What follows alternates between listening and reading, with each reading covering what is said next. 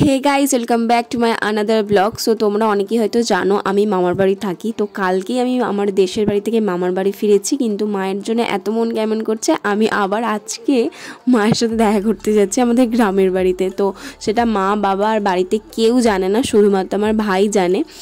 তো এমনকি আমার দিদিও জানে না যে আমি বাড়ি যাচ্ছি। আর আমি বাড়ি গিয়ে সবার রিয়াকশানগুলো দেখার জন্য তো হাপিত্তেশ করে একদম বসেছিলাম। তো ভাই এখন চলে এসেছে আমাকে নিতে, আর আমি আর ভাই যাচ্ছি বাড়ির দিকে। আর গিয়ে ফার্স্টে আমরা ঢুকবো হচ্ছে বড় মার কাছে। তো বড় মার রিয়াকশানটা দেখো, আর দিদির রিয়াকশানটা ক্যাপচার করা হয়নি, সেটাও খুব অ্যামেজিং ছিল। যাচ্ছি এখন কাকিমাকে না বলে চলে এসেছে, আর উল্টে পড়েও যাচ্ছে। কাকিমার রিয়াকশন কভার করবো আমরা এখন। চলো এসে গেছি।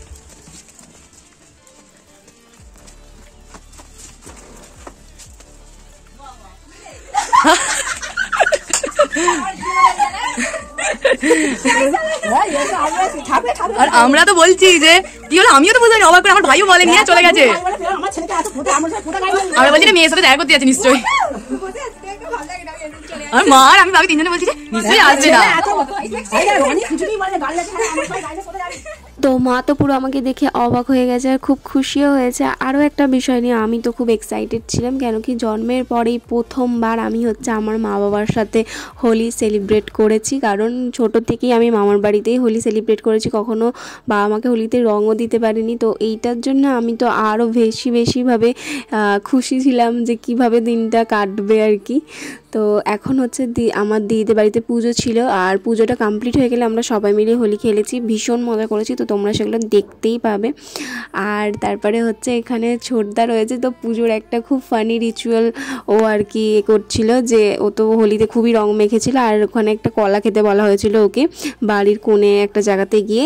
তো এখন কলাটাই খাচ্ছিল আর আমি ভিডিও করছিলাম, ভীষণ ফানি লাগছিল এই ব্যাপারটা। তো যাই হোক, আবার আমরা পুজোতে ব্যাক করি, আর এখানে দাদা দিদি মিলে বসে পড়েছে পুজোতে। তো তারপর আমি যাই বাড়ি, কারণ বাবাকে রং দিতে হবে। তো বাবাকে পুরো রং মাখিয়ে ভূত করে দিই, মাকেও রং মাখিয়েছিলাম। তো বাবাকে রং মাখানোর পর আমার মিশন হচ্ছে বাড়িতে যারা আছে সবাইকে প্রচণ্ড রং মাখানো। আর এখানে আমি নবরমাকে দিয়ে স্টার্ট করেছি, মানে বালতিতে রং গুলে নবরমার গায়ে ঢেলে দিয়েছি। আর উনিও খুব এক্সাইটেড, মানে ওনার এইসব ভালোই লাগে। তো তারপরে শুধু রং গুলে হয়নি, মাথা এখন আমি আবির দিচ্ছি। তো এইটা খুবই একটা ফানি ব্যাপার ছিল।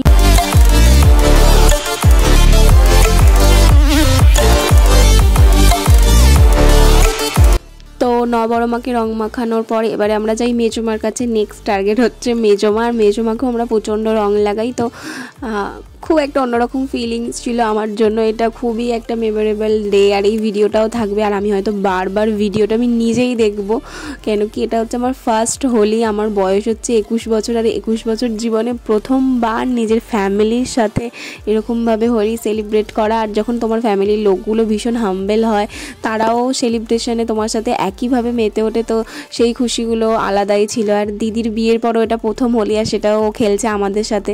তো এটাও একটা অন্যরকম ফিলিংস ছিল। খালি ভাই এখানে ছিল না, কারণ ওর স্নান হয়ে গেছিলো আর ওর ভালো লাগছিল না। তো এখানে এখন দাদাকে সবাই মিলে ধরেছে রং মাখানোর জন্য।